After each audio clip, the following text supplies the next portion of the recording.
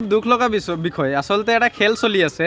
বাহিৰৰ পৰা এচাম মানুহ আহিব আমাৰ সোণাৰীত আৰু সোণাৰীত আহি পেলাই এনেধৰণৰ ব্যৱসায় তেওঁলোকে চলাব, ড্ৰাগছৰ ব্যৱসায় তেওঁলোকে চলাব।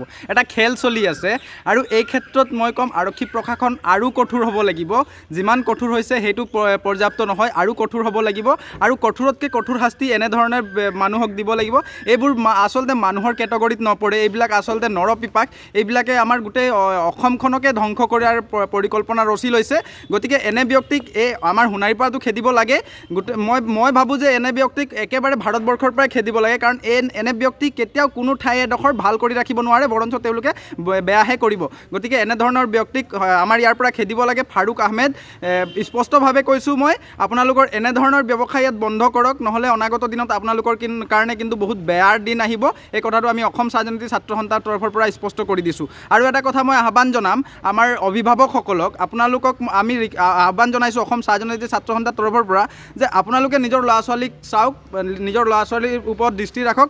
কাৰণ এনেধৰণৰ পৰিকল্পনাৰে আমাৰ যি উঠি অহা যুৱক যুৱতীসকলক তেওঁলোকে শেষ কৰাৰ পৰিকল্পনা কৰিছে। এইবিলাক কিন্তু আমাৰ গোটেই সোণাৰীখন বুলিয়েই নহয়, গোটেই অসমখনৰ কাৰণে এটা ভাবুকি সৃষ্টি কৰিছে।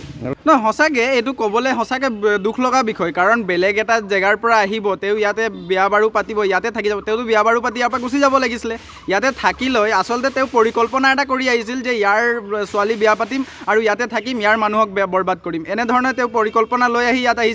গতিকে মই আৰক্ষী প্ৰশাসনক আহ্বান জনাম, অসম চাহ জনজাতি ছাত্ৰ সন্থাৰ তৰফৰ পৰা আহ্বান জনাইছোঁ যে এনেধৰণৰ ব্যক্তিক কঠোৰৰ পৰা কঠোৰ শাস্তি প্ৰদান কৰিব লাগে।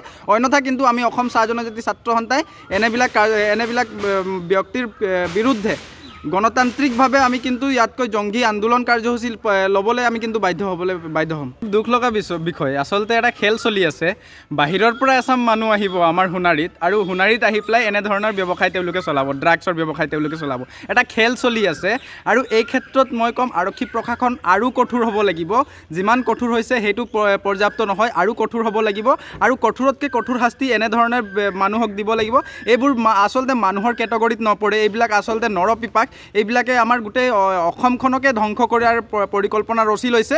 গতিকে এনে ব্যক্তিক আমাৰ সোণাৰীৰ পৰাটো খেদিব লাগে। মই ভাবোঁ যে এনে ব্যক্তিক একেবাৰে ভাৰতবৰ্ষৰ পৰাই খেদিব লাগে, কাৰণ এনে ব্যক্তি কেতিয়াও কোনো ঠাই এডোখৰ ভাল কৰি ৰাখিব নোৱাৰে, বৰঞ্চ তেওঁলোকে বেয়াহে কৰিব।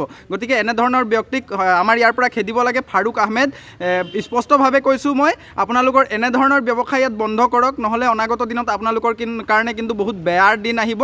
এই কথাটো আমি অসম চাহ জনজাতি ছাত্ৰ সন্থাৰ তৰফৰ পৰা স্পষ্ট কৰি দিছোঁ। আৰু এটা কথা মই আহ্বান জনাম আমাৰ অভিভাৱকসকলক, আপোনালোকক আমি আহ্বান জনাইছোঁ অসম চাহ জনজাতি ছাত্ৰ সন্থাৰ তৰফৰ পৰা, যে আপোনালোকে নিজৰ ল'ৰা ছোৱালীক চাওক, নিজৰ ল'ৰা ছোৱালীৰ ওপৰত দৃষ্টি ৰাখক। কাৰণ এনেধৰণৰ পৰিকল্পনাৰে আমাৰ যি উঠি অহা যুৱক যুৱতীসকলক তেওঁলোকে শেষ কৰাৰ পৰিকল্পনা কৰিছে। এইবিলাক কিন্তু আমাৰ গোটেই সোণাৰীখন বুলিয়েই নহয়, গোটেই অসমখনৰ কাৰণে এটা ভাবুকি সৃষ্টি কৰিছে। নহয়, সঁচাকৈ এইটো ক'বলৈ সঁচাকৈ দুখ লগা বিষয়। কাৰণ বেলেগ এটা জেগাৰ পৰা আহিব, তেওঁ ইয়াতে বিয়া বাৰু পাতিব, ইয়াতে থাকি যাব। তেওঁতো বিয়া বাৰু পাতি ইয়াৰ পৰা গুচি যাব লাগিছিলে। ইয়াতে থাকি লৈ আচলতে তেওঁ পৰিকল্পনা এটা কৰি আহিছিল যে ইয়াৰ ছোৱালী বিয়া পাতিম আৰু ইয়াতে থাকিম, ইয়াৰ মানুহক বৰবাদ কৰিম। এনেধৰণে তেওঁ পৰিকল্পনা লৈ আহি ইয়াত আহিছিলে। গতিকে মই আৰক্ষী প্ৰশাসনক আহ্বান জনাম, অসম চাহ জনজাতি ছাত্ৰ সন্থাৰ তৰফৰ পৰা আহ্বান জনাইছোঁ যে এনেধৰণৰ ব্যক্তিক কঠোৰৰ পৰা কঠোৰ শাস্তি প্ৰদান কৰিব লাগে।